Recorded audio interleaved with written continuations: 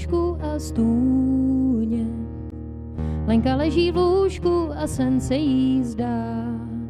Ve snu ryby skáčou ven z tůně. Lapají po můrách a po hvězdách. Lenka líny sbírá. Jejich kostmi učeše zválený lán. Plánu panu rybář tu svíral. Ona byla hloupká a on nudná prá. No.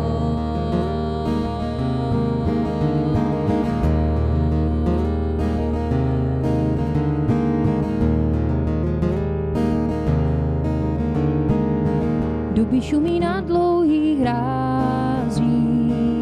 Černý kořen do srdce dloubavě pích. Len se rybář po ránu schází. Tone honem v záplavě kmentových cích. Lenka ráno vstává. Ranní světlo křižuje větraný dům. Je tu sama a to se stává. Srdce škube s plávkem a rudá